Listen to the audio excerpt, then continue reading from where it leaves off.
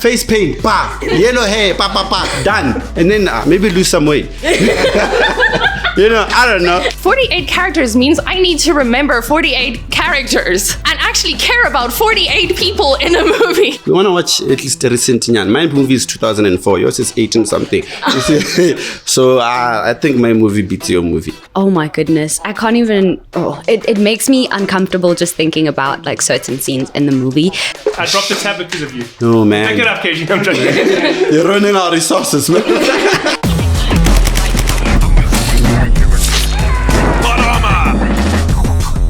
Hello and welcome to this episode of Plot Armor, the show where we fight tough, but we fight fair to answer stupid questions about movies you love, hate, or have never even heard of before. I am your host, Caleb Jensens. We've got a very exciting episode planned. Obviously, we're jumping all the way to looking at the whole of 2026. We're going to be discussing the best films of the year.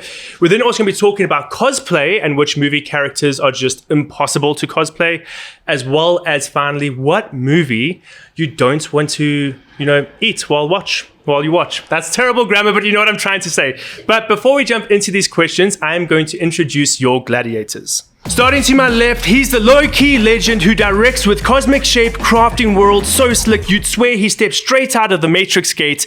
Give it up for KG! Whoop, whoop. There we go, KG. How are you doing? I'm good. How are you doing? I'm great. I'm happy that you're back. Like, this is your chance to redeem yourself. I don't know about this, but yes. No, you can't possibly do worse than last time. Yeah, definitely. I was so nervous the last time, but today, let's go, man. Let's get it. Okay, well, for those of you who are watching this episode for the first time, you might not know who KG is. KG, do you just want to tell everybody who you are and what you do? My name is KG. Gariso Selepe in full. K-Grade on the socials if you want to do the follow and the things. Yeah, but basically I'm a music video director. I'm a filmmaker. I'm a photographer. I'm a lover of storytelling. And basically that's what I do at my job. I tell cinematic wedding stories and other cinematic corporate stories. Danko. You were so passionate at the end, I could almost hear exactly what you were saying. Okay, then we're moving on to the lady furthest from me. She's the scene-stealing star with a global palate so lit, tasting every bite life offers while giving every role her full-on grit. Everybody give it up for Lauren Smith. There we go. So you do a lot. You do acting, you do food tasting, you're a foodie, everything. I do everything. So tell us a little bit more about yourself. Okay, my name is Lauren Smith and I'm an actress and content creator, and I also write, so getting that skills up people. I do stunt training as well, and yeah, like Caleb said, I love to eat, which is, I feel like, the best introduction to me. Thank you very much. She's real good at being thrown down the stairs. Am I wrong? No, I know how to protect myself, protect the brain. Yeah, that's the most important thing, protect the brain. Perfect, and then we're going to move on to the lady sitting next to me. She's the cosplay queen with a look for every bit, turning every room into a kingdom where she rules with the perfect princess fit. Everyone give it up for Cecilia Nochel. There we go. I was so stressed about her surname beforehand. We had to confirm out of practice. But Cecilia, thank you so much for joining us. We really do appreciate it. Thanks so much for having me. Yeah, it's great to be here. I'm actually a massive fan of the show, so... There we go. We love when we have fans in front of the camera. And then also, before I get too deep, I'm going to talk about someone who's behind the camera. We have an audience today. This is John Liam. So hello, John. You guys will not see him. He probably won't impact the episode at all. And I don't even know if Vincent's going to cut this out. It might happen. But Cecilia, tell us a little bit more about yourself. All right. So I have a big cosplay background. I've been cosplaying for the last 10 years, and I've actually turned it into a full-time career where I have a big name called a character entertainment specialist, but that just basically means I'm a glorified party clown. I dress like princesses for kids' parties. It is the absolute honor of my life and my passion, and I'm so lucky to be doing it. So yeah, that's me. Well, talking about passion, you guys all know how much our specific sponsor loves Plot Armor and how passionate she is about her product. We're going to be talking about, obviously, Tebedien. So this is brilliant blueberry. Blueberries are not blue. I learned this recently. So thank you so much, Isuela at Tebedien. You guys are more than welcome to start drinking. I'm going to finish this literally within the next 5 minutes. Thank you, Tebedien. There we go. Oh, that's so good. And I just brushed my teeth and it still tastes good. That's how you know. Look, how you know. I didn't spill. I'm so proud of you, KG. I'm so proud of you. Vincent actually spilled 2 episodes ago. He's trying to be me. So we are going to jump straight into question 1. We have a ton of possible bangers coming out this year. I would list a couple, but that would be showing bias to some of our gladiators here. So instead, we'll leave it all to them and they will tell us what is going to be the absolute best movie to come out of 2026. And Lauren, we'll start with you. Wonderful. Okay, so for me, I said Hunger Games, Sunrise on the Reaping. And the reason why I think it's going to be the best movie of 2026 is obviously nostalgia. Like, I feel like everybody is in their era of nostalgia, so enjoying things. Plus, now it's a mix of something new and something old. Everybody loves the Hunger Games movies, and now we finally get like a favorite character's backstory. So, like, that is the biggest reason why I'm like, damn, everybody's gonna love this. Great opening argument. KG, give us your answer. That was a good opening. Okay, my answer is Supergirl. And this is because I think this is the first film where we actually get to witness like when we think of Supergirl and the series that we've watched, she's always been trying to be like Superman. And in this film, it's so different. She is her own person. You know, what happens when the Supergirl is not just trying to be like her cousin Superman? So yeah, I'm very much looking forward to Supergirl and this Lobo there. So. And then finally, Cecilia, what's your answer? So my answer is Project Hail Mary, because I am super excited to see something that's not piggybacking off of an existing franchise. I feel like we're getting so many sequels, so many prequels, all of those kind of things. I'd love to see something original and something just coming out of like kind of nowhere. And it seems like a really hard fault. Firstly, I hate that you guys made me watch trailers, because I don't watch trailers because I feel like they give away the whole movie. But I got excited in the trailer, and therefore I think it would be a good movie. Yeah. Fight it out. Okay, already the point about watching something new. I understand that completely, but the reason why is just like, how do I know the movie's going to be good? I don't know the director. I don't know like the people that are going to be in it. And even if some of the cast is big names, I'm like, why would I watch that when something already that I know is going to be good? Like my point and the movie that I picked, which is opposing what you're saying right now. So I'm like, why would I watch that over what I would want to watch? For starters, for me personally, I like news stories. I have read those books, so score there. But it is a good story, so I know it. But I don't want to, like, I feel like so many things are just currently, oh, it is a prequel to Hunger Games, or it is connected to this franchise, or it is connected to that. And this, yes, it does have a bigger name in it. It has Ryan Gosling in it, and he looks like he's doing an amazing job in the role. But also, I'm looking forward to seeing new names. I feel like Hollywood has this epidemic of just casting people for the fact that they are famous already, and you not opening the doors for those new people, new faces. And I feel we have incredible people in this world that are just not getting a chance. So putting in one big name and then bringing in new people is also really exciting to me. So I'm looking for excitement. Life is so tedious and the same, and like kind of like, okay, cool, Hunger Games kind of has the same format every single time. Yeah, things change, but it's always the Hunger Games. And it's kind of like, okay, I know what to expect and where this is going, versus going somewhere where I'm like, I don't know what to expect. Like, I know the premise, but excite me. Like, show me something new, something that's not just every day I go to work, I do this, I do that. And I mean, I live an exciting life, but my life gets tedious. So just give me something new. I'm going to the movies to escape, not to get the same old.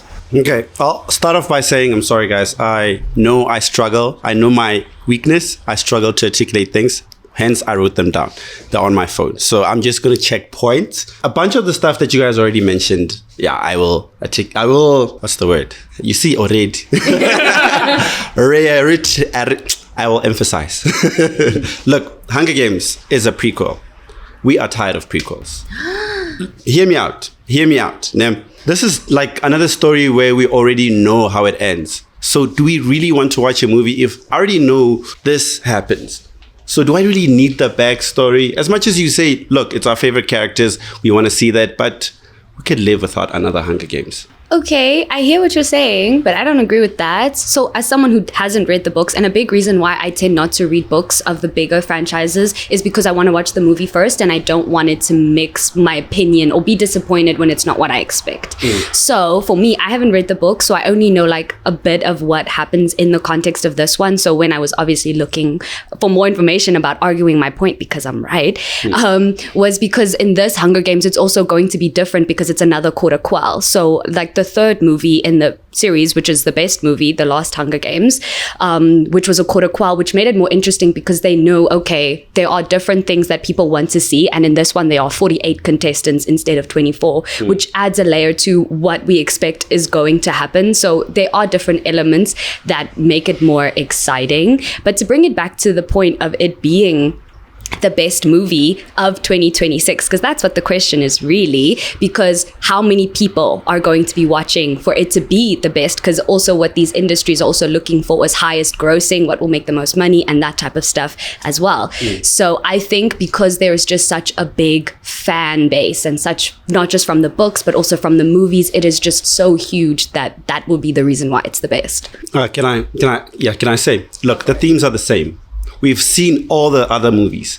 The themes are always the same. It's going to be the same movie again with just different characters. Trust me, it's not. Is it going to be a good movie? Yes. But is it going to be the best movie for 2026? I don't think so. I also want to add to that, okay?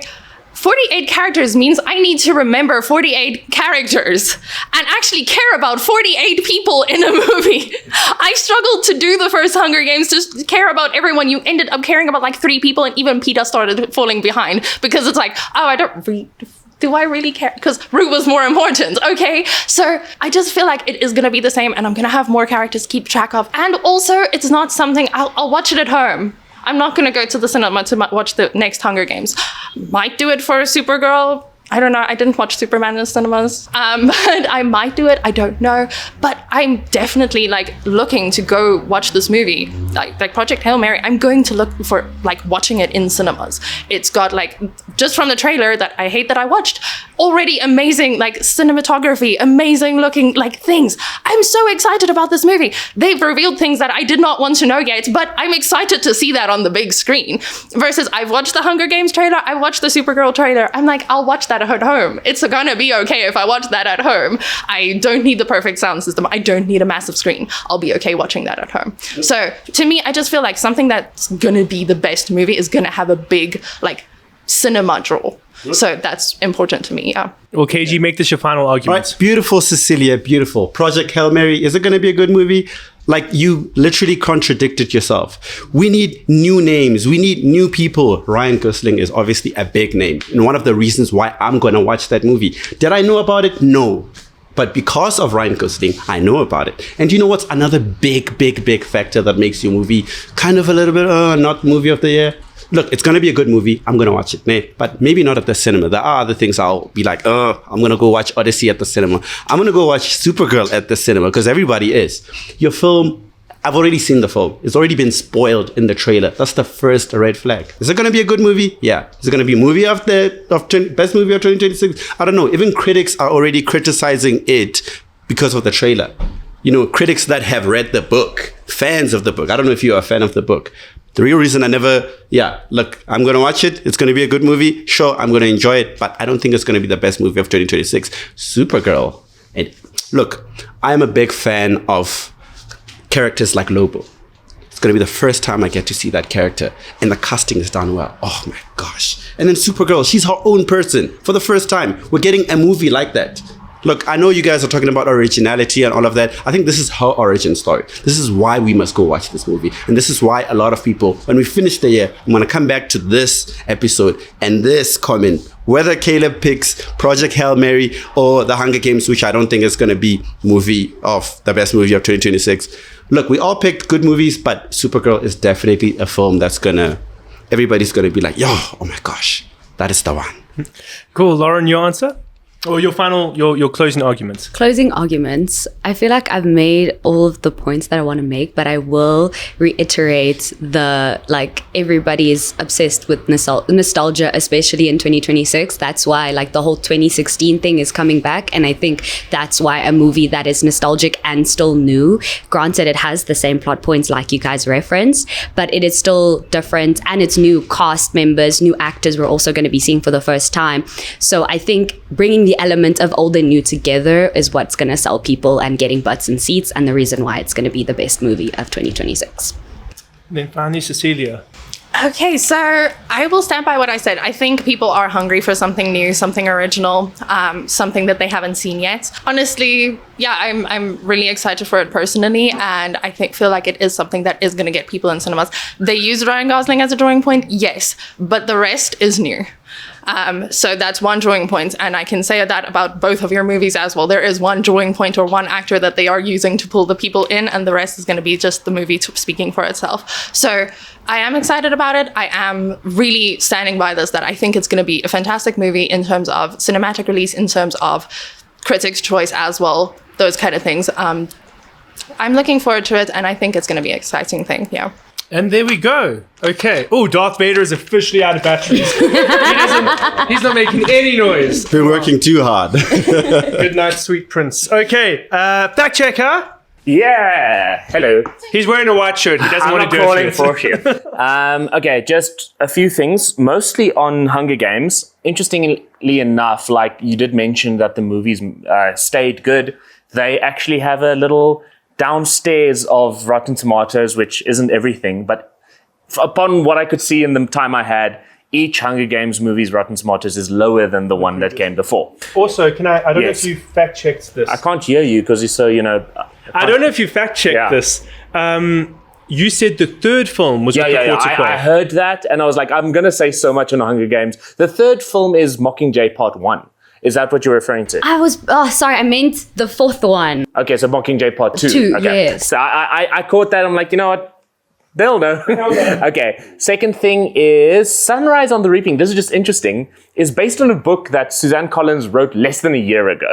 It was published on the 18th of March, 2025, which is crazy. And it does have 48 gladiators. That's crazy. Tributes. Yeah, tribute. Here it's gladiators. Project Hail Mary's trailer was panned by a ton of fans and critics for revealing a major plot point, which we really navigated nicely around to not spoil. But yeah, that is very unfortunate. But then you have to ask, like, how do you sell that without that? I'm sure they could have. Let's hope Lord and Miller does a good job. And then lastly, Lobo has appeared in live action properties, from the most notably Krypton. And I don't know how he was received. I think he looked fine. But it wasn't a movie, so for what it's worth, he wasn't in that. There was some other stuff listed there, but that's the most notable appearance of Lobo in live action. Okay. You want to say something? Yeah, I just wanted to say, look, the casting is done well. Yeah. Look, No, I know the you best emphasize casting for Lobo. Yeah. Yes. 100%. Okay, bye. Perfect. So I think the crux of this argument came down to nostalgia, sequels, and original ideas. And that's what a large portion of the conversation was about. And I can see KG's facial expression because he actually knows and he agrees with what I'm about to say. I do not. Really? But I love you very much. But yes, we are very much in a point where everything is a sequel. Everything is just recycling another idea. There are no new ideas. And like, look around. I love franchises. I love, ongoing stories. But the thing that makes movies so incredible is you can tell a story in 90 minutes, and that's all it needs to be. And if we do look at the Hunger Games, like their quality does go up and down. Superman was divisive enough by itself, and the DC universe before that was divisive enough by itself. So you guys both raised excellent points. Sorry, before you finish, if you want to talk about runtime, her movie is 3 hours long. Runtime was just a part of it.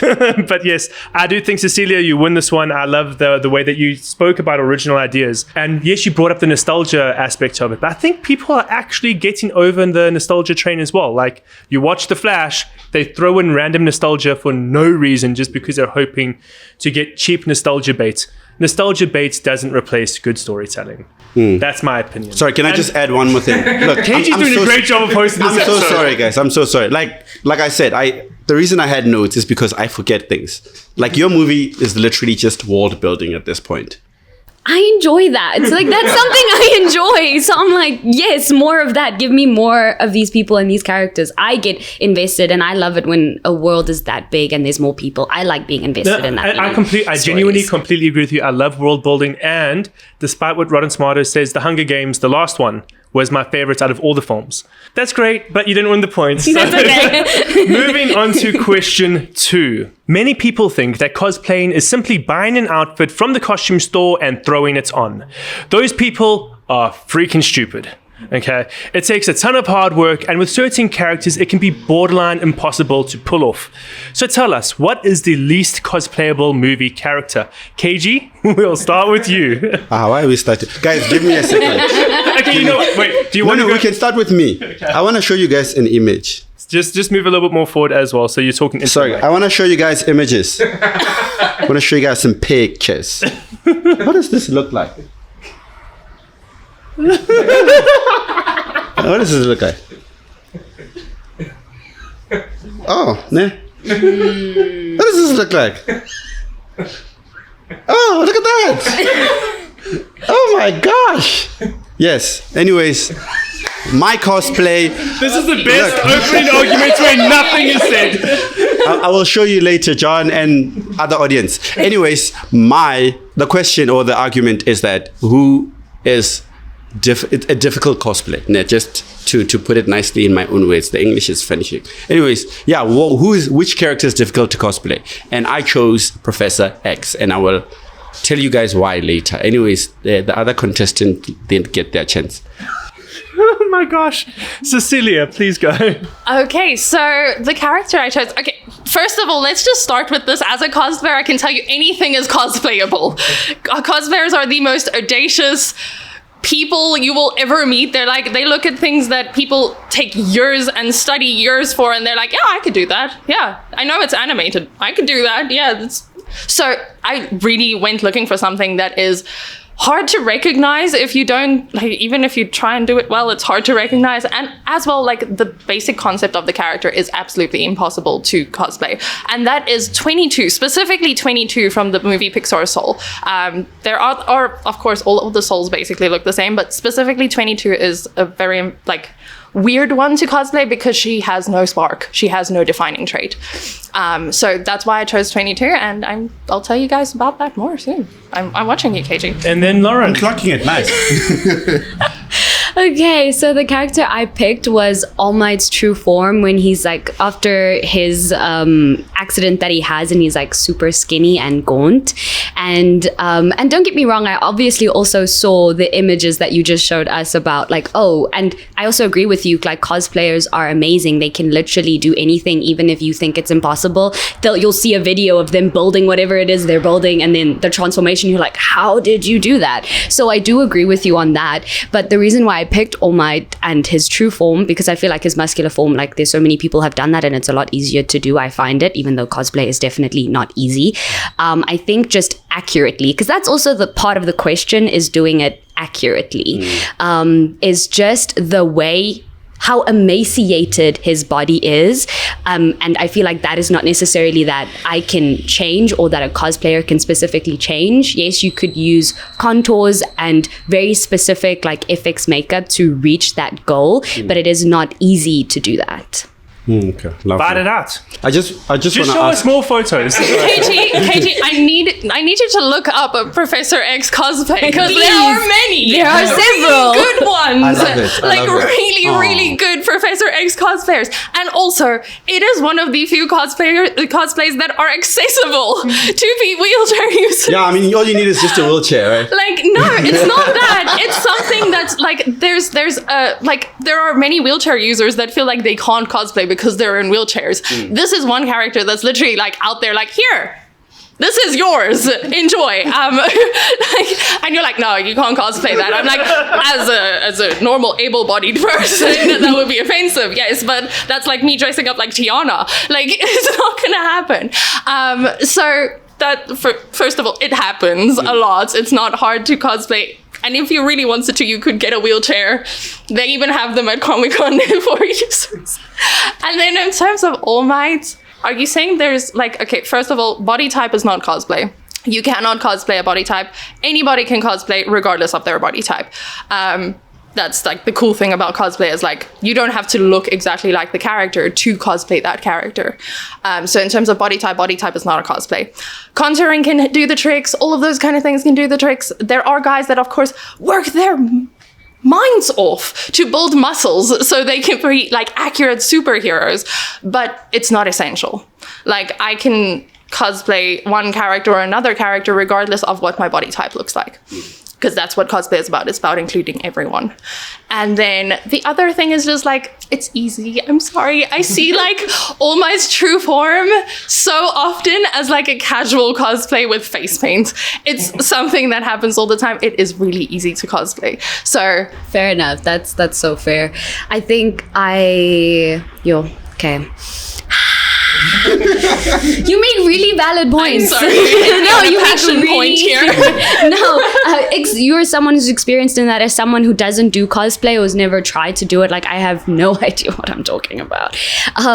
But I just, once again, the point I'm trying to make it is back to the question about accuracy. This is about cosplaying a character accurately. This isn't about, yes, it's great cosplays for everyone. And I've seen some amazing gender swap cosplays, some race swap cosplays. I've seen some people do some really cool things, but that's not the question. The question is about doing it accurately. And even though what he's wearing and the way he looks is a very casual thing, because he's only wearing cargo pants and like a really oversized shirt, so that when he goes into his muscle form, it fits him.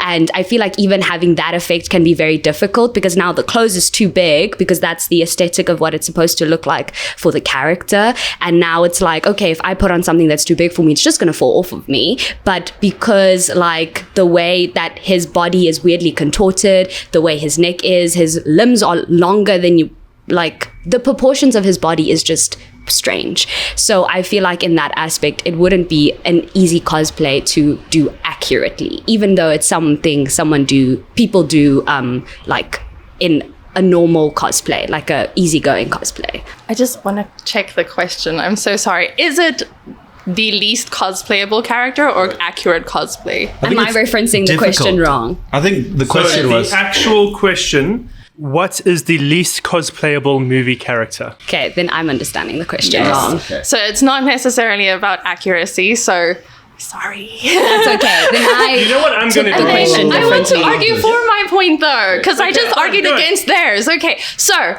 the souls in Soul they're see-through.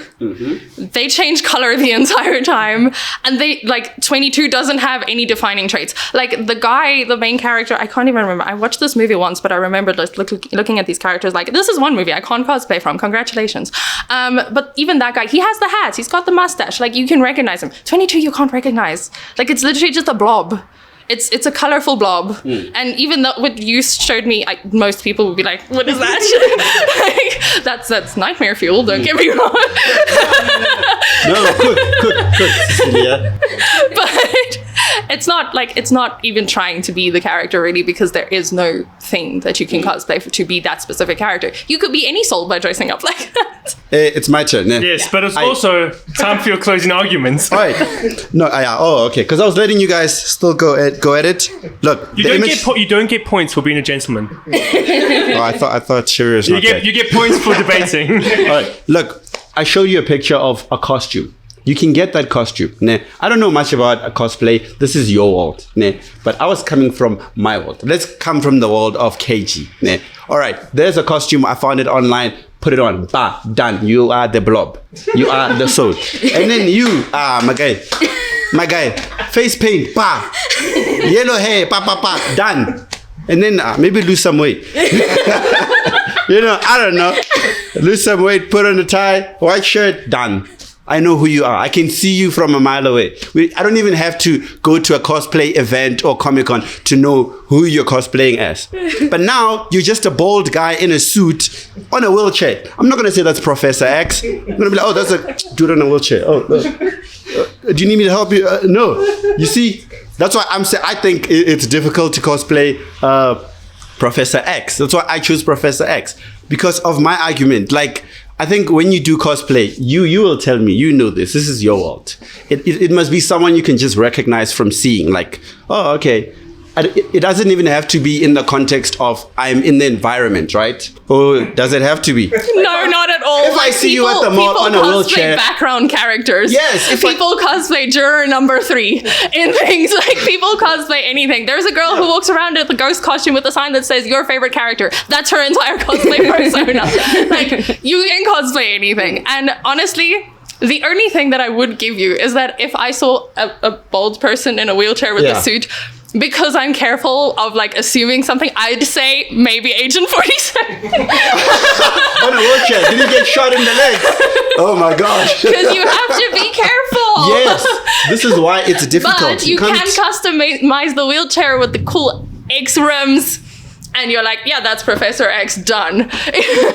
Look, I'm saying if I see you at the mall in your wheelchair, I'm not gonna say this is Professor X. I'm gonna. If I see anyone in cosplay at the mall, you don't address them usually because they don't want to be addressed. But you can't immediately recognize them. That's my point. I feel like Professor X is a very iconic character and everybody knows who it is. Yeah, So Lauren, it's a just very keep going and make this your final argument. like recognizable character everybody knows. And even then we don't have a lot of disabled bodied characters. So what Cecilia said was a good point as well. So like that's an iconic character. So it's like, I don't know about a lot of like disabled bodied characters. So that to me is the first one I think of in that aspect. So I do not agree with you at all. That is a crazy point and a crazy statement. But for my closing argument, I feel like I don't have much to say because all of my points were just blatantly wrong, which is valid. And you know what? I take that. And that is all I'm gonna say. You're on the Until I bullshit my way through it. Yeah, thank you. Cecilia, your closing argument. Okay, so I'll stand by what I said. It's an amorphous blob with no defining traits, color changing, see-through. I don't know how to cosplay that and make it look like something that's like worth cosplaying. So yeah, that's all. Now I'm gonna truck it. And Darth Vader. And Darth Vader, yes. Fact checker, you're only allowed to show us photos of the facts. Yeah. So it was interesting to me. This is not a fact, just an opinion. I shouldn't have those here, but I will. Cecilia says you have to be in a wheelchair to cosplay Professor X, but you can have any body type to do any cosplay. So that's technically just a contradiction in the fact. If I saw a bald guy in a wheelchair, I would assume that it's a late stage Walter White, not necessarily a Professor X. And then lastly, just a small fact, main character in Soul is called Joe Gardner. That's his name. I also wouldn't remember. Terrible movie. Okay, bye. KG said something that sums up this whole round. This is Cecilia's world. You guys are just living in it. Period. The point so obviously goes to Cecilia. Obviously. Which means, Cecilia, you're in a 2-point lead. Congratulations. No matter what, you're moving on to the speed round. So well done. So Just realized that. Oh no. KG, I tried, guys, okay? I would like to say, this is just me speaking. I don't represent the Plot Armor team as a whole, because Vincent and I often disagree. But there is one answer that Vincent and I universally agree is the worst answer ever given, which is Wonder Woman 84 as a good movie, which we all agree is not. I think your answer here is worse than that. But I never gave that answer. You gave something worse. That's kind of the point. I like it. You gave one of the most memorable opening arguments I've ever seen. So well done. And you know what? You gave Vincent a lot more editing to do. Okay, moving on to question 3. You guys got some catching up to do. This is the winner's couch right here. Yikes. Okay, question 3. Love is in the air. Or at least, and don't expect me to sing that because I can't sing. So, love is in the air. I said don't expect me to sing and then I tried, but it's fine. And then I sing. I am my own worst enemy. Pick something for us to watch and tell us. What is the best movie to watch on Valentine's Day? Cecilia, we'll start with you. Okay, so I picked The Princess Bride for the reason that they did not give me the context of why I'm watching this on Valentine's Day. Am I watching it with a partner? Am I watching it with my besties? Or am I watching it alone? Because all of those situations are possible on Valentine's Day. So I picked something lighthearted, something I would watch anytime, and something that does have romance. So The Princess Bride. Good, to the point. Okay, cool. We'll move on to Lauren. Okay, so the movie that I picked is something that I find to be very iconic, and it's The Notebook, which I feel like sums it up perfectly. And I feel like you can watch it with anybody. You can watch it with your mom, with your dad, with your friends, with your family, with your boyfriend if you have one, with your girlfriend if you have one. So I think it's What about your best friend? I said friends, but sure, your bestie. My best friend. Your bestie. You can also watch it with your bestie if you really want to. But I think I think my biggest point will be that it's like an iconic movie that everybody loves and enjoys. And my choice, you can say my name first. My choice was If Only. It's a film about love. It's a film that touched me when I watched it very, very, very, very, very young. And yeah, it still holds up to me. Fight it out. Oh, okay. I'll I'm start. gonna be quiet for now. I'll give you guys a chance. That's so rude.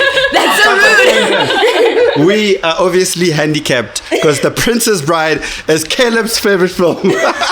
I'll put that out there. Audience, do with that what you must. Anyways, If Only is a film.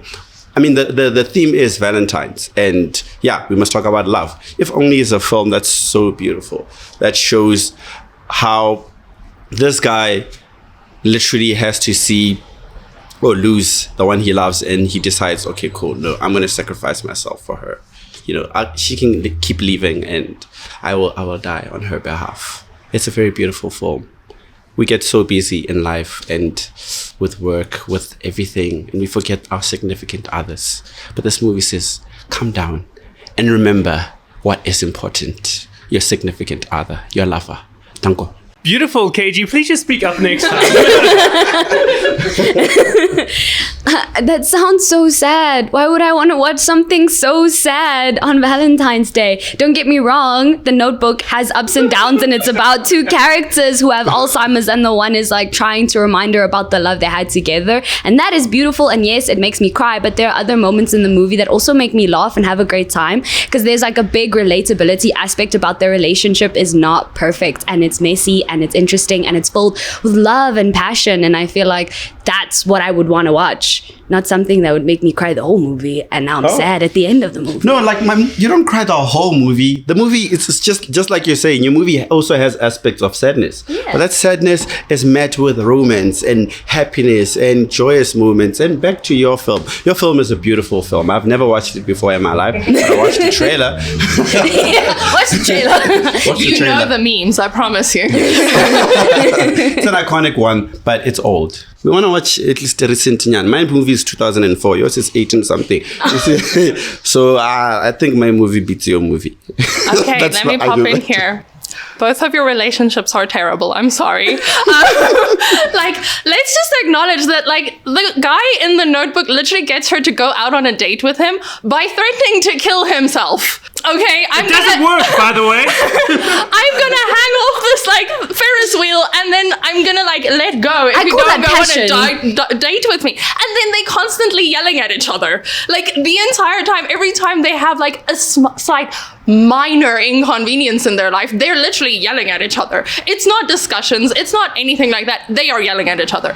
This guy had to have his partner die before he noticed he should actually care about her and spend time on her. Like, and okay, let me just say this. I'm going to give you like a little insight on like girls. And sometimes, I don't know if all girls do this. I know a lot of girls do this. But we know when we are underappreciated, we have this little fantasy where we get injured or land in the hospital or are in a coma or die.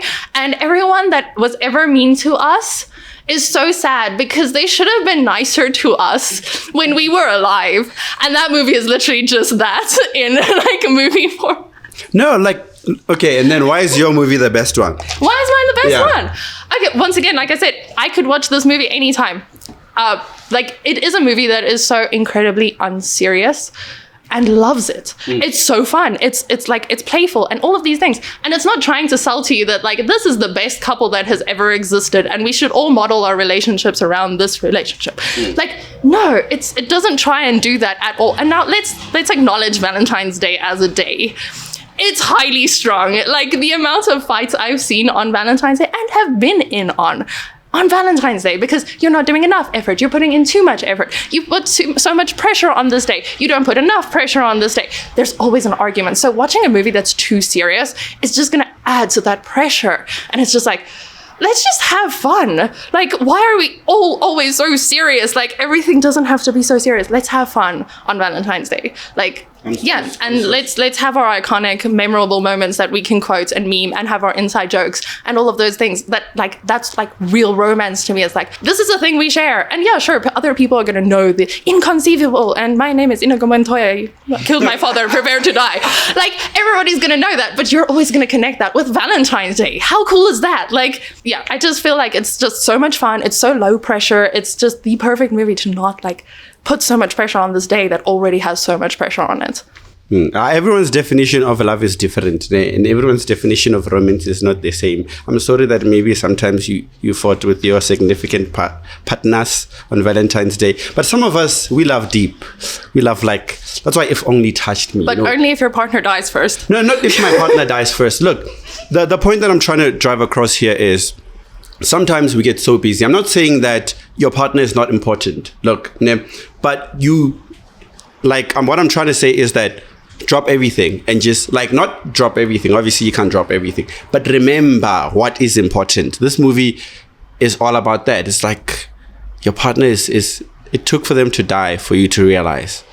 So, because this guy went through it in the movie, your partner doesn't have to die. You can get that message from the movie and realize that my partner is everything. Yeah, and your movie is good, but also there are other problems. You see, they're fighting. This guy is threatening her.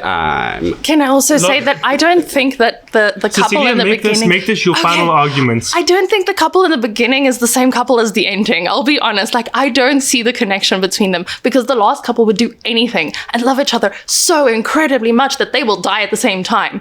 The other one would not.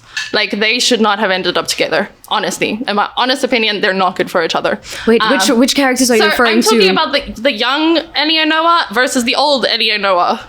They don't feel like the same couple to me. Oh, by the end of the movie. Yes, by the end of the movie, it does not feel the same. So that was something that really bothered me in that movie. And like I said, their entire relationship is just absolutely awful. She should have married the soldier. And then yours, Wesley also dies, just to be clear. And he comes back from because he didn't actually die. Spoiler alert, guys. I know. Why did you mention it? And also, it contains one of the best kisses in history, quote unquote. She's not wrong, it does. It Lauren, does. you're close. No, Lauren. Okay, there's so much to say because so much has been said. But referring back to your point, I think that making relationships look perfect in your movie, and even though Caleb was whispering like it is perfect and you were saying it's not, which I think was very funny, but portraying relationships in that kind of way, I think it's a disservice to us as people, because now I feel like I'm watching something like that. Yes, it's something I can aspire to have, but that's not my reality. I don't have a partner, but if I had one, like, what if that's not my reality at home? So it's like, I feel like something that is relatable in that aspect, and seeing two people who fight for each other. Yes, they're arguing, but they are fighting for each other in that. And I disagree with the fact that you think that they're like different couples by the end of it. I think what we're seeing and what he's telling her is how they met, how they started being together, how they got together. And even though it was messy, and even though it wasn't great, and even though like, oh my goodness, what are we doing? They still tried to be together. And by the end of it, who knows how their relationship changed? Who knows how they grew? So I feel like that's such a beautiful thing to see, that even though it didn't start out perfect, they still made it work and they still stayed together despite that, even to the point where it's like, oh my goodness, I'm starting to forget the love of my life and what they mean to me. Oh, don't worry about it. I'm going to remind you. I'm going to tell you our love story over and over again, because I'm in love with you and I love you, and I would do that over and over again. So I think that is my closing statement, and I feel like I made some very good points. KG. You can't show us any more pictures. You have to use your words. No more pictures. Words. I'm going to show you guys a video. Look, like she said, right? Love isn't perfect. My characters, they were also not perfect. And it took a big event to take place for them to realize that love. Okay, nah. Okay, I didn't have Darth Vader ready, but KG ended that round. Fact checker, please. Give us some facts. Okay, just a small clean up, but I know you just probably misspoke, is you said both characters have Alzheimer's at the end. Only one has Alzheimer's. Yeah, The sorry. Dementia, Alzheimer, whatever. It's the lady. Then, just to clarify, earlier the years were brought up. Your movie did come out in 2004, and Princess Bride came out in 1987. This is once again a little opinion of mine. I'm the girl in that fantasy. I always pictured, if I just ended up in the hospital, I would see, I'm the girl of that fantasy. And then people change in 40 years, man. I don't think my grandparents look the same as they did when they were... Actually, they look exactly. It's so weird when you look at the photos. Maybe I'm wrong. That's not a fact, just an opinion. Bye-bye. This question, if you understand the love I have of the Princess Bride, you have to understand the amount of bias I have to ignore. Because there were times I wanted to argue and tell them why they're wrong about why Princess Bride is the best movie to watch on Valentine's Day. The movie literally ends with the quote that you pointed at, which is, there are several kisses remembered throughout history as the greatest and best kisses. And this kiss left them all behind. It's so beautiful. This is just me now ranting about one of the greatest movies ever made. Biased where? Yeah. If you like action, watch it. If you like comedy, watch it. If you like drama, watch it. If you like monsters, watch it. There's not a single thing in this movie that does not exist. Like, we could do a quiz on this. And I think Cecilia also did a fantastic job of also explaining that you could watch it under any circumstances on Valentine's Day. But I do think this one does go to Lauren, because you did a fantastic job with your closing arguments. You were right at the end there where you were like, I think I made some good points. Yeah. You did. No, I agree with you. I agree. KG, the moment she said... Weren't you supposed to redeem yourself? Look, guys, I'll say this. Like, you guys' movies are better. He forgot the concert she was prepping for 3 years. No, look, and obviously, like, after seeing you guys' answers, I was like, how do I argue against this? I love the movies. Even though I haven't seen The Princess Bride, the trailer even just captures me. Look, you guys argued for your movies really well as well. So, clock it. Okay, so we're moving on to question 4. As the points stand, Lauren with 1, Cecilia with 2. So well done. Question 4. What happened to parking your old reliable vehicle in front of a dimly lit movie screen in the great outdoors, with nothing but your subpar radio to pump out every line of dialogue and a lovely person in the passenger seat to enjoy it with you? Just like Christopher Nolan intended us to watch The Odyssey in our cars. But just let me know, what is the best movie to watch in a drive-in? Lauren, we'll start with you. Okay, I picked Mamma Mia, and the biggest reason I picked it was because it is a musical, and because it's something that you can sing along to as you're watching the movie. You're comfortably in your car. It's a movie where the plot is very easy to understand and what's going on. So even if you're talking to your friends and you're having a good time and it's vibey and stuff, it's still a movie you'll be able to pay attention to while watching in that type of setting.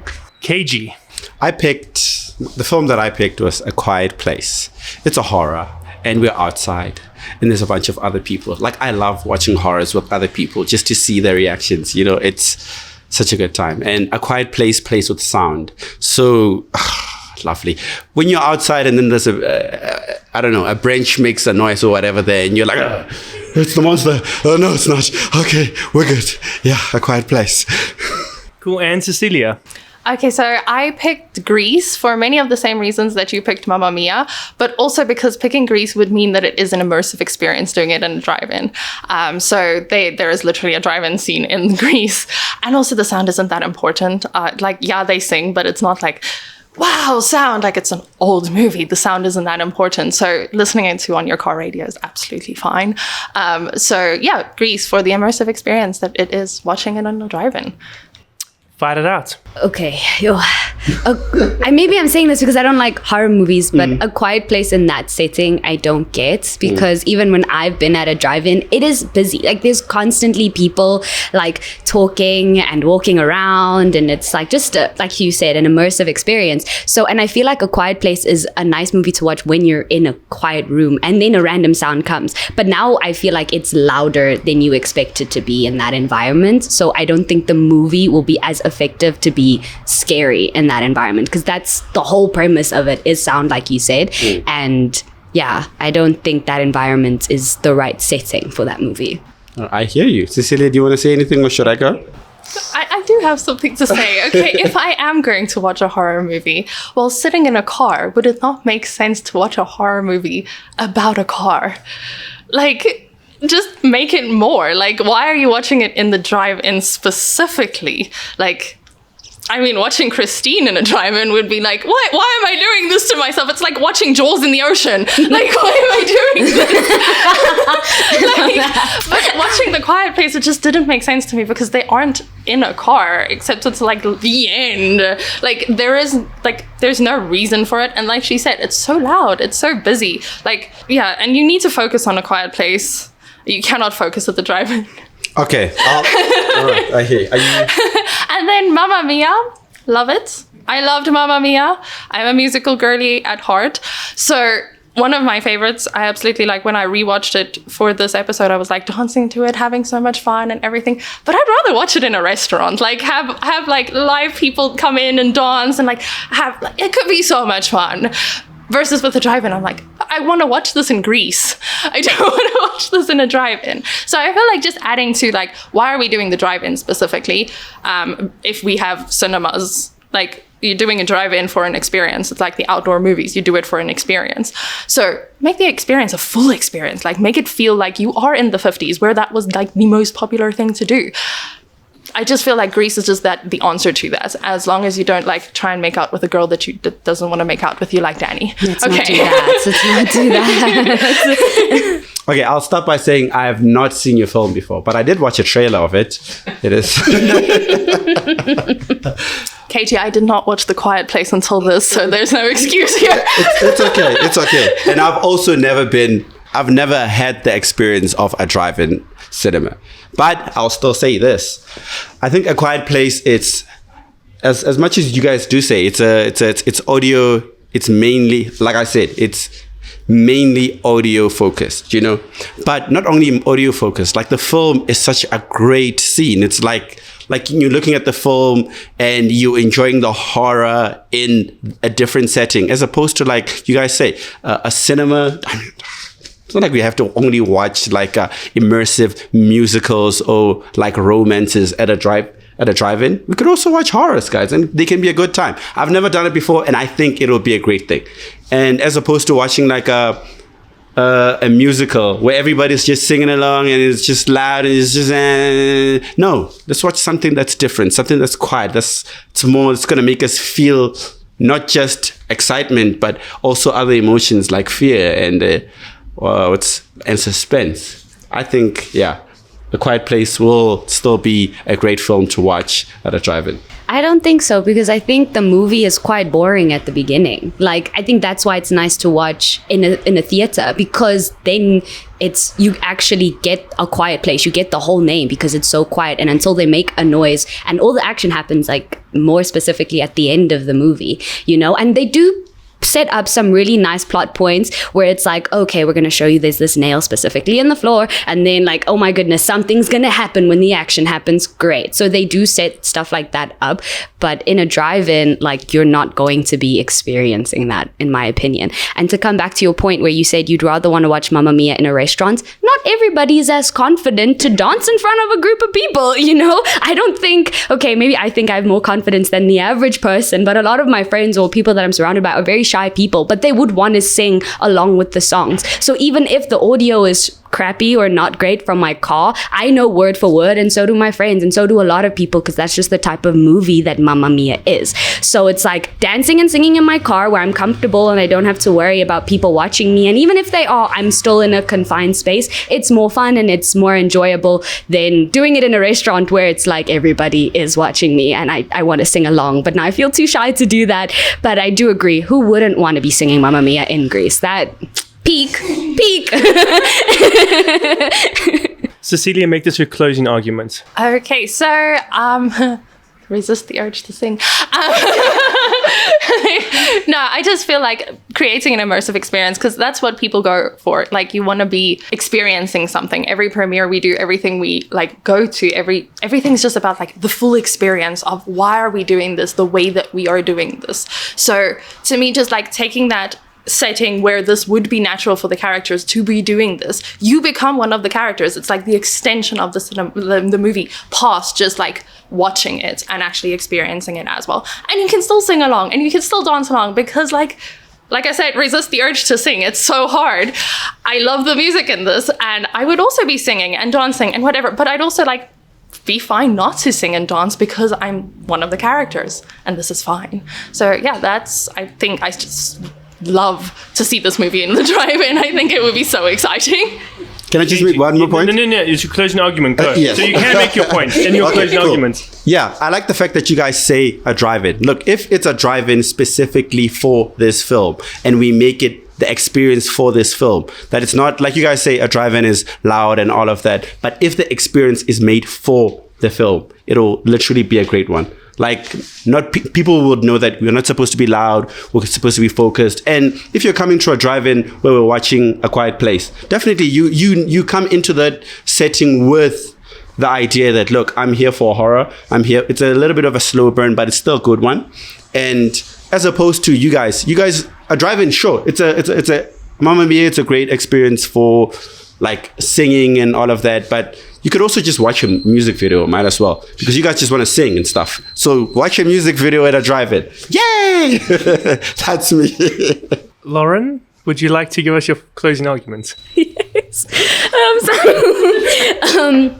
My closing argument is that Mamma Mia is still like a great movie to watch in a drive-in. I feel like it's something where you can have your kids playing around outside and you can watch a movie. It's like family friendly, the environment, and the movie is also like a family friendly movie as well. And I feel like it is also an immersive experience. Yes, I'm not like on a beach in Greece, but I still get to enjoy this environment with my family, with my friends, watching a movie that is also lighthearted and fun and filled with like love and confusion and drama and just fun songs. So I think, yeah, it's a good movie to watch at a drive-in. I miss when Darth Vader made a sound. Vincent, give me your facts. Okay, I didn't know this either, Kagiso, so I feel bad for you. Apparently, drive-ins are traditionally noisier. People talk more. It's a less formal setting. I'm very saddened by this too. I'm glad they're dead. The drive-ins were most popular between the 1940s and to 1960s, as you said, which is around about the time that Greece takes place. I think it takes place in the 50s. And you're very wrong for saying A Quiet Place starts boring. It has one of the best opening scenes of any movie ever. I remember how it starts. Because they kill a kid. The kid dies. Yeah, like it's like, the best part of the movie is probably the opening. I completely forgot about that part. Cool. No, Caleb, do not. He was suffering. He was like really. He held it in for so long. To remember. I can see. I have realized though that KG has this unique technique he's trying out where he gives you all the reasons you shouldn't trust him. He's like, I haven't done this and I haven't watched that. No, but take my word for it. No, I'm using my imagination. I wish more politicians did this so we just knew not to trust them.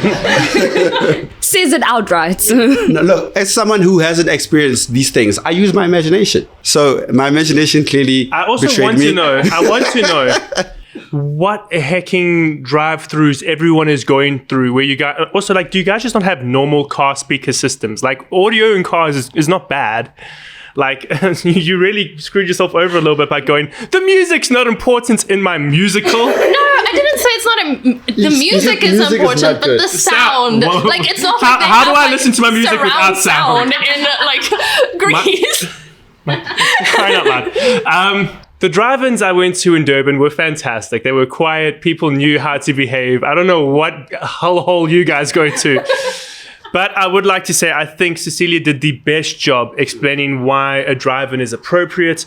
Everything you said about your film could literally just be applied to hers as well. And you never did a good job of articulating that it. point. Yeah. Yes. So Cecilia, that's your third point. Well done. I've never seen someone look stressed for getting points before. KG, I'm believing in you, man. This one's for you, KG. As soon as I unlock this tablet. Question 5. We love movie snacks, no matter how expensive they get. But snacks are not made for all movies. In fact, you might want to put your dinner in a lunchbox for this next question, because we're asking, what is the worst movie to watch while eating? KG, we'll start with you, my guy. Do me proud. Don't show me photos. Don't show me. I'm in court. If you're trying to win a case, you pull out everything. But this is not court. This is plot armor.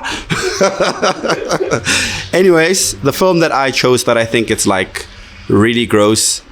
This is because I actually did it. Like the first time I saw this film, I was eating, and a cousin of mine was like, "Oh man, you should check out this film." I was like, "What is it about?" He's like, "It's a very deep film. It's layered. I don't know, man. Just check it out." Okay, cool. I watched it, and yeah, I put my food away because yeah, some of the scenes are so freaking yeah. But anyways, I chose The Platform. Yeah, the Platform is a very different film. Lauren? I'm giving KG more time to maybe say something.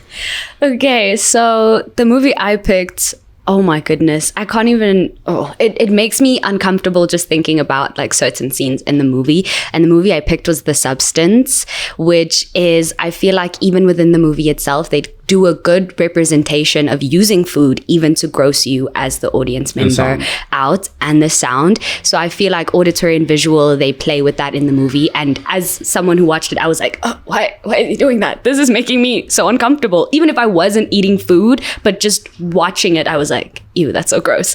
So yeah. Cecilia.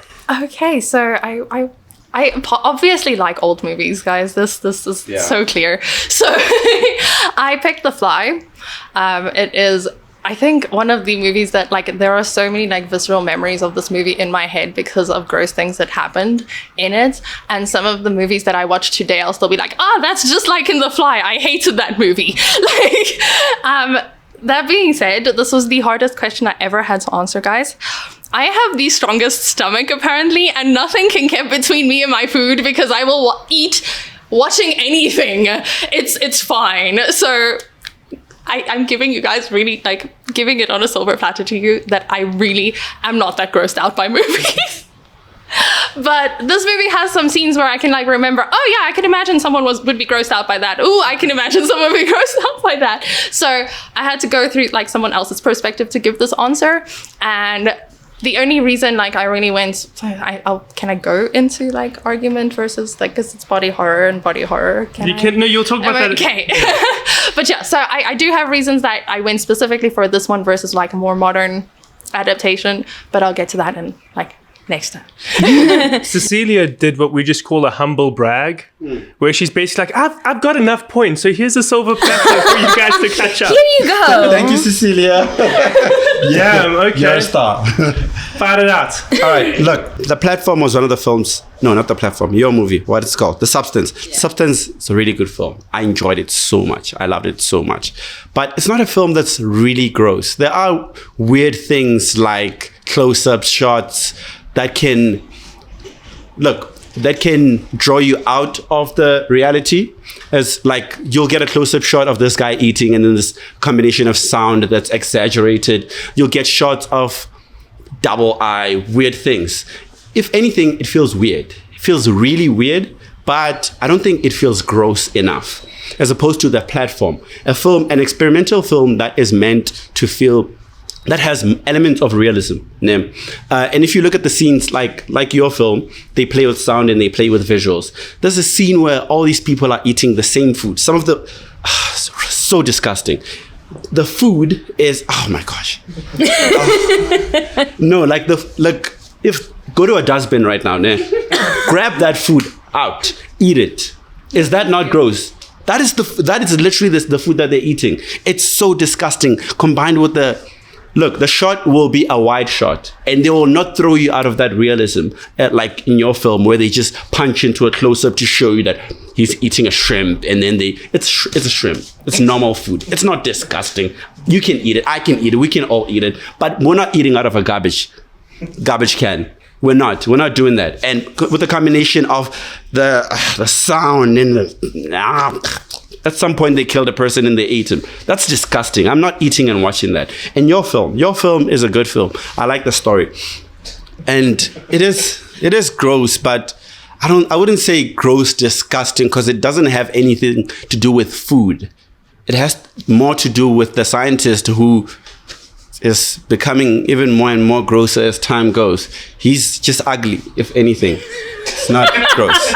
Yes. So I can watch that one and eat. But I'm not watching the platform and seeing people eat. It has to, like, where they're having, ew.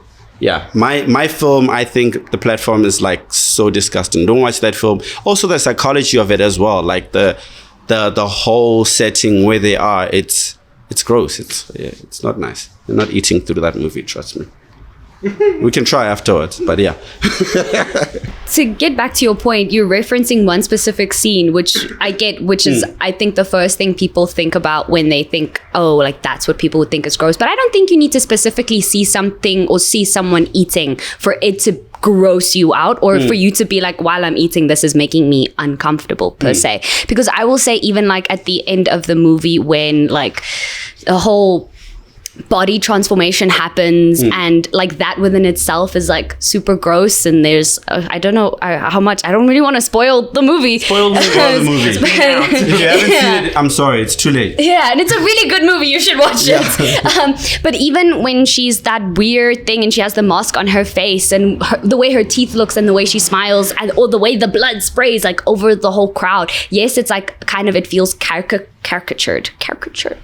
Like it feels super over the top, but I feel like the way that looks, or even like the little face crawling to the star, like that is so gross, and that just makes it uncomfortable for me to eat. I don't think you need to necessarily there needs to be food involved, like you said in your movie, then that is what makes it gross. And I think also in the platform's perspective, yeah, like I find it more psychologically creepy. I can agree with you that it's gross, but there is just more elements to the movie about like the reasons why they have to be eating that food, and I find that to be more interesting than the action and the experience of that. You, Cecilia, give us your closing arguments. Yeah, I don't have big arguments. I told you guys I'm giving this one.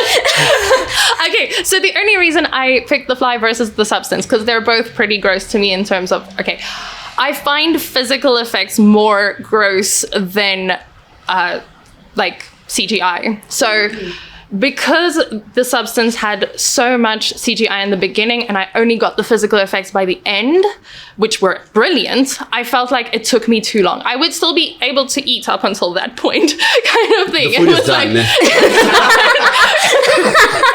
So with The Fly, there are various things that happen in between that'll just like throw you off slightly and be like, oh, no, why is that a like inside out baboon? And then like, okay, I can get back to like normal. And then like they're just these little like things that creep in. I mean, her nightmare of having a baby instead of a baby could mess with people who have like that fear of pregnancy, like people that have fear of worms. Like it could gross out so many different kind of people that I just thought like that. And then the fact that it's all physical, like it's mostly, I think it's all physical effects, like yes.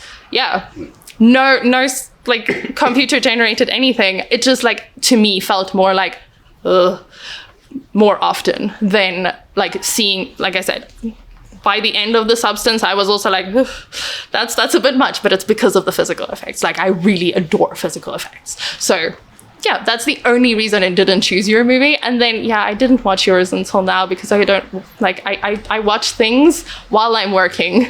So watching something with subtitles and watching The Quiet Place were incredibly difficult for me. And up until this point where I actually set out time, I'm like, I'm gonna watch these movies. So I didn't watch it. I didn't have much of an opinion on it, but the like political side and the like social commentary side of it hit me a lot more than the grossness of it. So that's, yeah. Yeah. Do you want to do your closing before me, or should I? I'm asking. The last time I was here, I was quiet. I'm talking now, okay? It's progress. Look, back to what she said. Wait, no. You told her to speak. She'll speak. Yeah, I'm going to speak now. But my closing statements is I do agree, like in the movie, they do use like a bit of CGI, but a big thing that the substance was praised for was the fact that they used physical effects to give that effect of what the bodies looked like after they were morphed and changed. Even when it was, is it Demi Moore's character, when her body changes because she was using too much of like the fluid in her spine, and the way that changed her body and how grotesque and how uncomfortable it makes you feel looking at her, even in the fight scene when the two of them are like fighting each other, and it just makes you uncomfortable and feel gross. And I think in that aspect, a body horror is like, even though you also picked like a body horror is like a reasonable one to pick for like one that's uncomfortable to watch while you eat, because you think of it in reference to your own body. It's like, oh my goodness, like what if my body looked in that kind of way? And I feel like as humans we kind of just automatically do that, and you just associate it with yourself, or if you experienced it yourself. And I feel like with the substance, because it still takes place in a very normal setting where this weird thing, this random thing could happen to anybody, because we are so obsessed with beauty, we're so obsessed with what we look like physically. So I feel like in that aspect, because it's closer to not that you could experience that, but the world in which it exists is closer to our own personal experiences. I feel like that's also why it's more gross in that aspect. I like that you say it's gross, and that you say it makes you feel uncomfortable, right? Even if I feel uncomfortable, I can eat. I will eat. And then hear this, like back to what she said. A lot of your film uses CGI, and some of us can't see that. And I'm like, oh, okay, cool. I'm just gonna, Don't get me wrong, Substance is still a great film, but because of those aspects, like it makes you feel more uncomfortable than it does make you feel grossed out. And I get drawn out by maybe it's the filmmaker in me, but the punching and the use of shots, as opposed to, like, that draws me out, as opposed to like when in the platform there's more realism in it, and also like you spoke to the psychology of it, that plays a huge role in your appetite and in everything. I don't think if psychologically you're thinking about that gross food and all of that and the situations that all these people are in, you can be, if you're a normal human being, I don't think you'll be able to consume your food. And then back to your film, The Fly. The Fly is, like I say, it makes me, look, I didn't watch the film because I didn't know of it, but I went and did my research about it, and I watched scenes online. I mean, it's an old film. You can find it on YouTube as well. Not that I'm encouraging people to do that, but yeah. So I've watched scenes of the movie, and I have an idea of what the movie is. It's a beautiful movie, but if anything, it makes me feel uncomfortable. It doesn't make me feel grossed out. It doesn't make me feel like, oh no, like I want to vomit or whatever. Even the scenes you mentioned about the woman having the nightmare. Yeah, it makes me feel like, oh, ew. But it's more uncomfortable feeling than like a grossed out one where I'm like, I wouldn't be able to consume food. As opposed to my film. Like, I think the psychology of it and He doesn't make sounds anymore, so I can't cut you off. Back checking, please. Hello. I do believe that the platform centers a lot around cannibalism because they have to resort to that when they don't get food. That is accurate. I think it's the only featuring of cannibalism of these three films, if I'm not mistaken. That's a soft fact. The cannibalism in the platform's a hard fact. The Substance does feature, you were describing the platform scene and the grossness and the shrimps and double eyes, but there is multiple scenes of extreme violence and a lot of explicit, not sexy sexual scenes.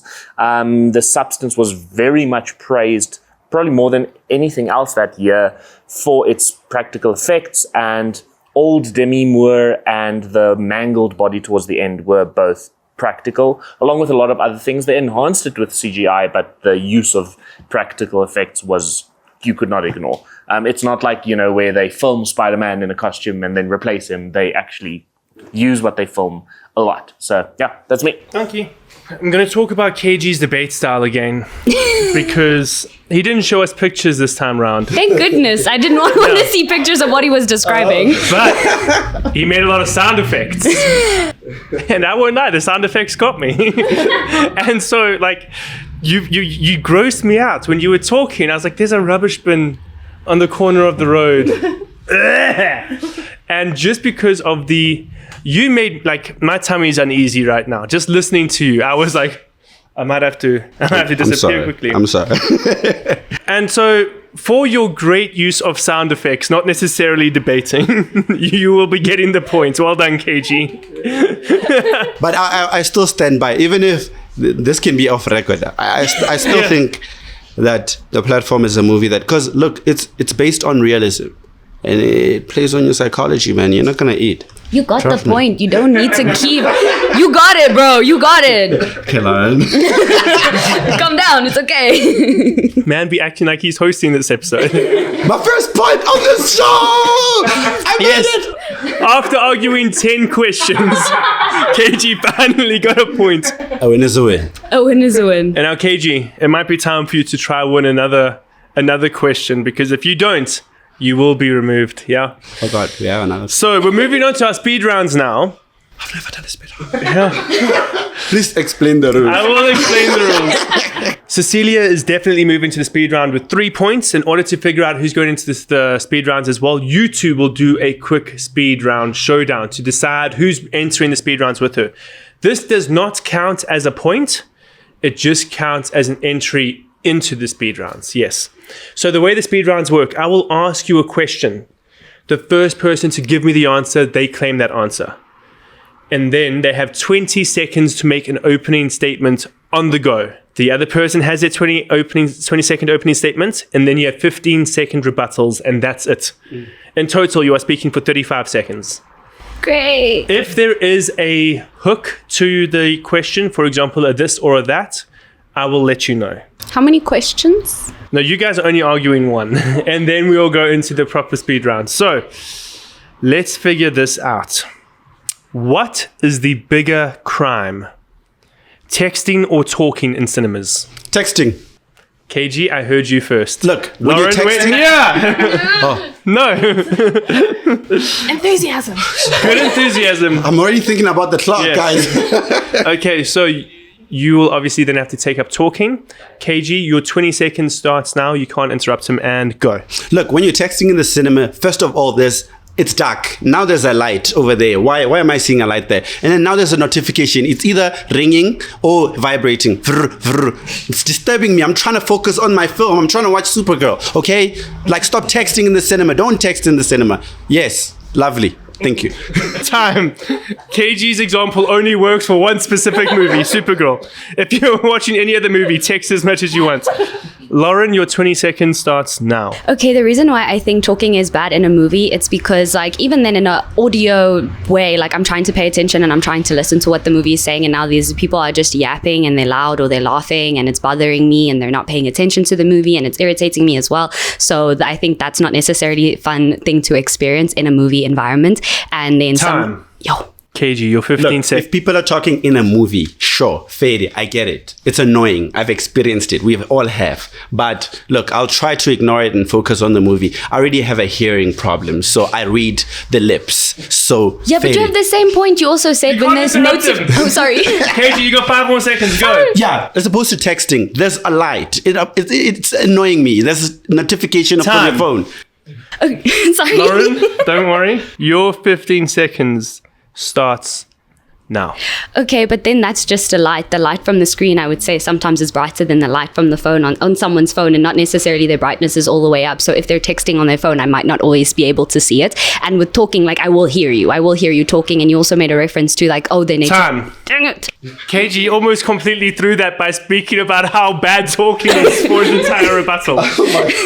This is a difficult one for me, because even though I believe Lauren articulated her points better, I feel like KG did, bring to the point that it is both a audio and a visual frustration, whereas you touched a lot on the audio, and you did kind of rebut the visuals, but you didn't necessarily butt down the audio. I'm going to do something very unorthodox, completely unorthodox.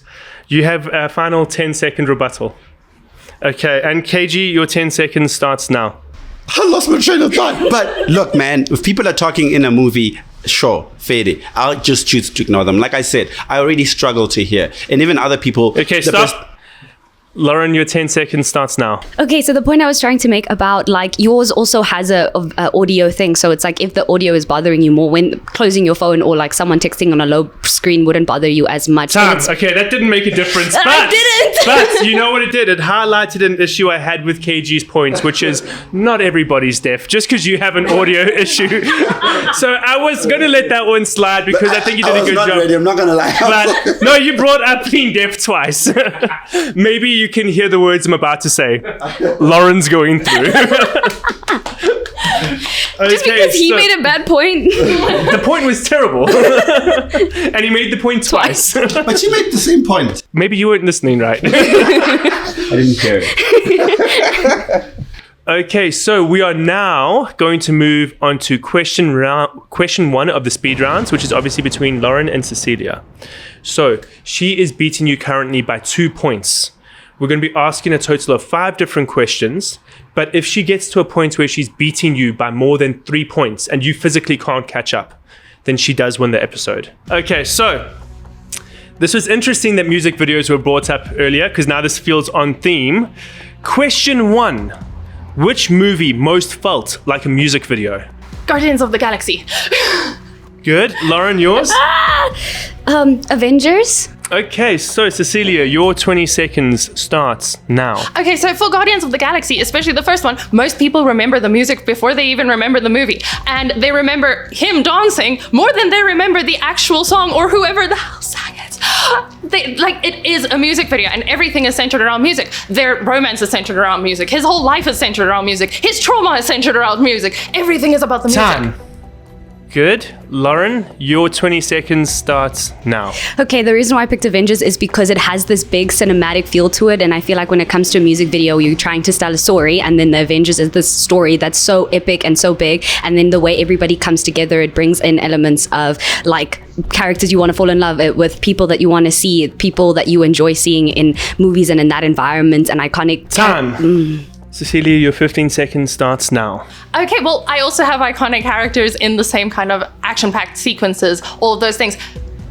Paired with a pop song, something that like people have known before this, and now they're like doing all of these things to a pop song. It's a dance, it's a song, it's a whatever. It's Time. a little... Your 15 seconds starts now. Okay, so, but even then, like, there's still more you can add to it with the feel of the action, and I feel like it's more action-packed and more visually more exciting to see than even then you're saying that, oh, the only thing they remember is the music aspect of it, when the story is, I feel, more important to that in the way... So, this is something I forgot to mention. KG, because... Yo, I wish I made it here. Why? I'm sad. I immediately had the answer. I swear. I'm sorry. Oof. Well, KG, I just realized we have the exact same shirt. Yes, we Yes, we do. Awesome. Okay. But moving on from that, you will help me judge this. So I'm going to let you go first. Talk about your movie if you want to as well. Like your music video. I'm giving you grace. Why would it be a better choice? Like, I was going to pick Edgar Wright. Me. Edgar Wright's my favorite film, you know. Baby Driver. But yeah, look. Do I have to... Now you tell judge? me which is better. I dropped the tablet because of you. Oh, man. Pick it up, KG. I'm joking. You're running out of resources, man. Look, your points, I love them. I like how you came about with it, like how they introduced the characters. It's kind of like a feature in a song. You know, we've got Iron Man, and then he features Bruce Banner, and then they feature the other characters. They come in. Cecilia, unfortunately, chose the better film to explain. Even if, I don't know, like fighting it is hard because, look, first of all, it's the music. The film is layered in music. The whole film is made in music. And it just makes for a better argument. So I will So pick KG, Cecilia. let me just say this. If you just debated the way you choose who wins questions, you'd be winning. Articulated Yeah, so you well. Articulated so well. But I can guarantee you, this is how KG would have argued. Well, the movie goes boom, ba-joom, ba-joom, ba-ba, boom, boom. And yeah. Okay, but I do agree with all of your points, Cecilia. I think you had a fantastic answer. And genuinely, unless someone said Guardians of the Galaxy 2 or 3, it would have been very difficult to beat it. So well done. You get the first speed round question, which means we're moving on to speed round number 2. Lauren, you got to lock in Because if Cecilia wins this, she becomes the main character for this episode. And you just become an extra. And does anybody remember extras? Yes. Sometimes. They only remember the extras that do badly, like this guy. Or the old lady that goes, "Wah!" in Avengers. I don't want to be that one. Exactly, you've got to be the main character, so fight. Okay, so speed round question 2. What would be the worst movie snack? Okay, so I'm gonna say, like, I don't know who wants to eat this, but those, like, crackling, like, pork cracklings that you get. Good answer. Okay, Lauren. Chicken wings. Okay. Lauren, I have tried. I cannot break the rules in the sanctity of plot armor. No, she got this. She will defend it well. Damn, KG, I don't think you've ever been more wrong. Look, this is called having faith. Thank you. Cecilia, your 20 seconds starts now. Okay, so I already get irritated when I get whispers at the movie cinema because it's too loud, the little plastic pocket. Now imagine something that's like super crunchy and squishy at the same time. Like you will crunch on it and then it starts going after it, and it's just absolutely, it would irritate the hell out of me if somebody was sitting behind me or I was even sitting and eating that. Like, oh, Time. no. Lauren, your 20 seconds starts now. Okay, the reason why I think chicken wings is an uncomfortable thing to eat in the cinema is because it's like something that's really messy, and now you're like in a space with like a lot of people, and now you're just like there's bones and there's chickens, and it's not respectful to the people in the space to be eating something like that. And even though it's something that you can do now, I don't think that the experience of eating that and just bones and stuff, and like it's filled with sauce and there's just Time. Your 15-second rebuttal starts now. Okay, you're in the dark, nobody's seeing you. You can lick off your fingers, it's okay. Like, you can, like, leave the bones in the box, lick off your fingers. It's not loud, it's not gonna irritate anyone else. You can get over it. It's like, okay, cool, I ate my chicken wings, I licked my fingers off, I'm done. Like, it's an easy snack to eat in the movies. Time. It's finger licking good. Lauren, go. I don't know what to say. Okay, so the reason why it is an uncomfortable thing to eat, besides being messy, obviously, there's so many reasons why you shouldn't eat chicken wings in the theaters. Oh my goodness, I can't think of anything. Time. I'm going to answer this question with a quote from one of the greatest shows ever made.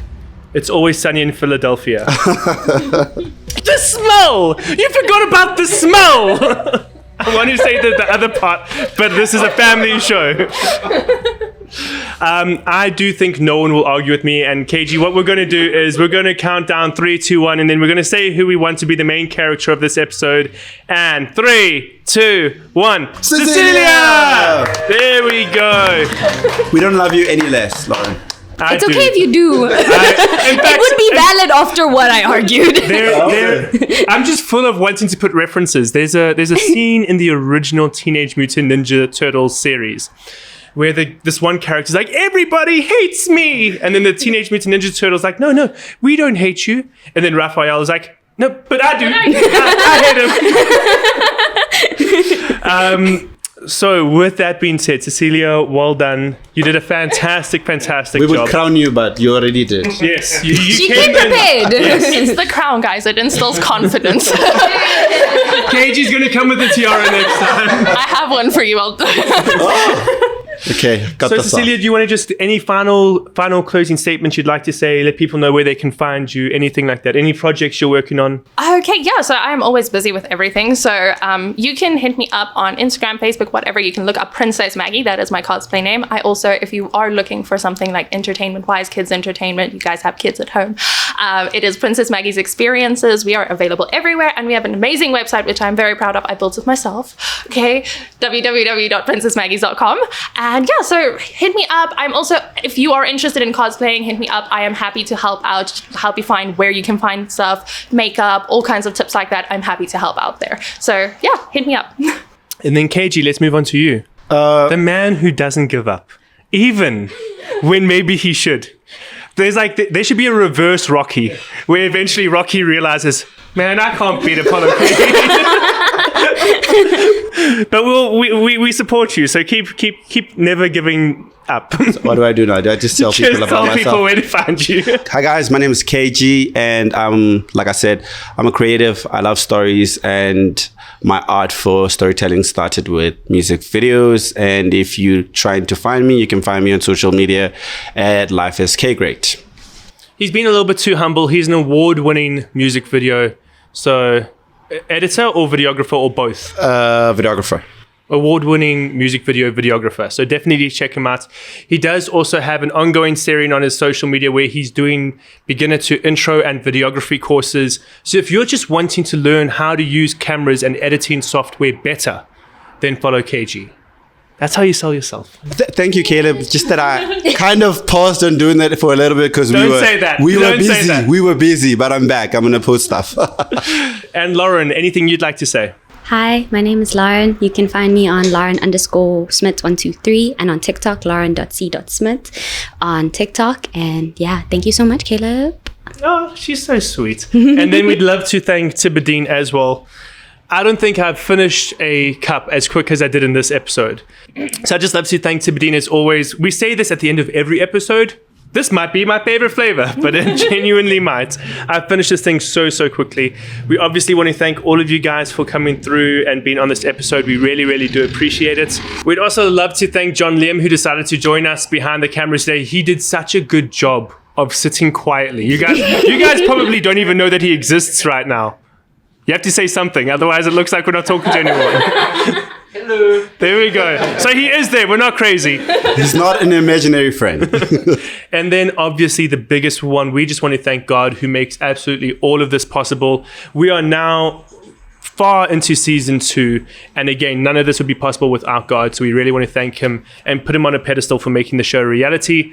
And thank you so much for watching this episode. We really do appreciate it. We want to see you in the next one. Bye-bye. Thank you so much for watching this episode of Plot Armor. We really hope you enjoyed it. I know we did. If you haven't yet, please make sure to subscribe to the Plot Armor YouTube channel. And if you want to see the season that just ended, go click on the season 1 playlist. And if you have any strong feelings about the topics we tackled in today's video, make sure to comment them down below. We will enter the Battleground once again next Monday. Bye-bye.